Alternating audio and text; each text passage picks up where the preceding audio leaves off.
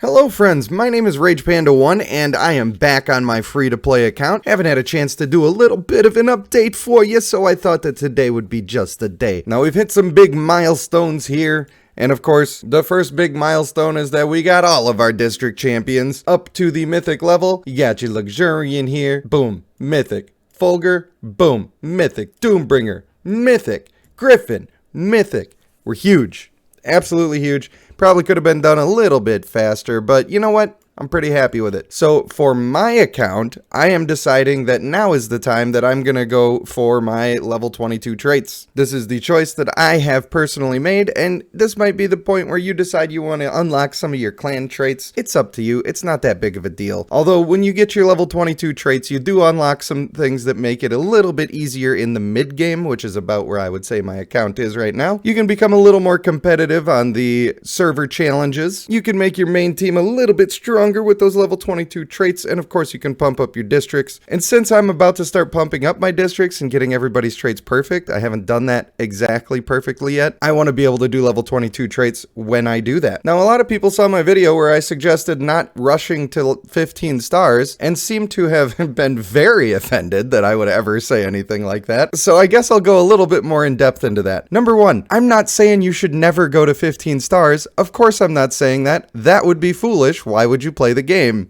if you were just going to stop halfway through? That doesn't make any sense. I'm saying you should be prepped for what's coming. That means you should have at least 30 vigor on all of your main team, preferably 50. Does it have to be 12 stars that you stop at? No. I stopped at 12 stars personally because it's under that range and it's easy for me to ascend both of the characters from the summoning events. I think it's a good place to be so you can test the team that you want to thoroughly invest in. That's why I suggest 12 stars, because it's easier for you to find your team that you are in love with. Not because 12 stars is the absolute limit, and if you go to 13 or 14, your account is screwed forever. That's not what I meant to say. And if I made it come across that way, then I did a bad job and I'm sorry. So if you felt personally attacked because you think that I said that you're playing the game wrong and you're just terrible and don't know what you're doing, I can assure you that's not what I was saying at all. And you know, please don't be such a hater. Put a cap on that haterade, homeboy. It's not that serious. And I can tell you right now, any way that you choose to play the game that makes you happy, that makes me happy, because that's all I care about. I don't care if you're being at peak efficiency or doing what I think is correct. That would be silly if I thought that. Speaking of playing in ways that might not be the most optimal, not only did I completely skip leveling up either of the Lionstones in favor of female Karguk, even though I got 2 female Lionstones at Mythic, I also skipped leveling up the Female Daevala, even though I have her at Mythic. You know why? Because that's the way that I want to enjoy playing the game, not because you have to be at peak efficiency all the time. Would the team be likely a little bit better that way? Maybe. But you know what? My traits are really doo-doo butts on these. If you look at these traits here, I do not really want any of these things. Maybe I will keep agile when I go through it and just also put on focused, but likely I'll be using her to put on team buffs rather than worrying about getting my ult off all that much faster. And if I was going to only have one trait for that, it would be focused. Now what I really want is energetic and honorable, but I need to start pumping out some units, and since I'm going to start advancing my trait farm anyway with intimacy, I think it's going to be fine if I just wait a little while before I make this and others perfect. Speaking of not being perfect, my male Daevala that I went with also has pretty not good traits. Now I think you want to do full speedy boy on this guy because his ultimate does so much for him, including defense and increasing his offense like a crazy amount, but I'm also interested in trying eagle-eyed on him to see if that helps with the healing, or if I just want to go full speedy boy, you know.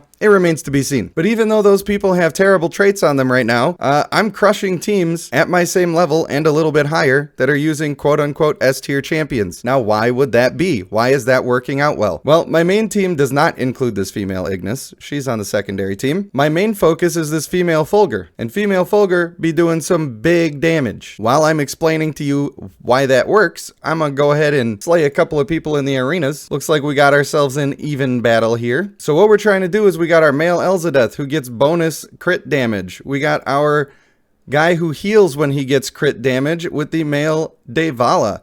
And then of course our female Fulgur is pumping them with some extra crit chance, and that is super good. Now alongside that, we are removing enemy buffs with our male Elzadeth. That makes up for us not having a female Lionstone or male Lionstone for all the shields and whatnot. We got our male Samir grouping people up to clear all of those buffs off. He's grouping them up so we can get a better chance at stunning many people with our female Karguk. And of course, he's grouping people up so that we get a good chance of doing a ton of damage with our line attack. Now, our line attack didn't even do a good job of targeting people on this run, and she still crushed damage. Absolutely huge. Our healing from the female Karguk came in very clutch there, and just imagine if she also had energetic and honorable. She would be taking way less damage, she would have way more of a health pool, and she'd be healing for more because she has higher base health, which is what her heal is based off of. Now, how many of these champions are considered to be S tier? Probably not any of them. You probably have an A tier in most people's lists. Now, I don't look at them. I hate tier lists. You know I do. Probably I would say female Fulgur and male Samir have got to be in those slots on most people's lists, but these other ones, female Karguk, male Elzadeth, male Daevala, you tell me how high those are in tier lists. Probably not super high. But because I have a plan and a set of synergies that are working out for me, my team's doing real well. By the way, not sure if you noticed that you can see how many of your free attempts you have left in the arena now. I think that's a pretty good change. Now, hopefully in this fight, we'll be able to see our male Elzadeth cancel out some of these shields, but you saw right there that my lightning ball just basically destroyed their entire team. Maybe we'll cancel out some other stuff here.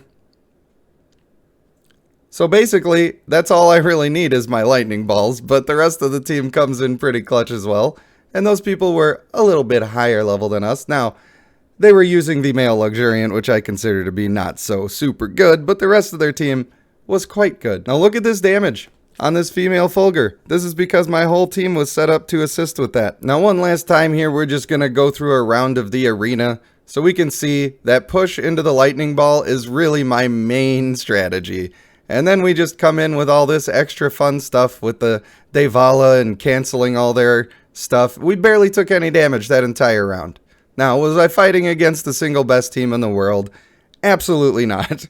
But because of my strategy and the fact that these guys align well on a team, the team is very good. Now, if this lightning ball hits a female Daevala and triggers her death immunity before she gets to ultimate, then I absolutely destroy teams that have female Daevala. If their Daevala is so big that it doesn't happen, or if the positioning is wrong and I don't get the hit on her with the lightning ball, then I will probably not win the round unless I get a really clutch stun from my female Karguk. But more often than not, when I'm attacking, I'm going to win against a female Daevala because I know what my team is about and I know how to make them perform the way that they need to perform. That's why I'm doing what I'm doing on my team. That's why I tell people you don't really need these female Daevalas and female Lionstones. It ain't that big of a deal. That being said, I'm running a bunch of stuff that makes the enemies weaker, and that really helps against those teams.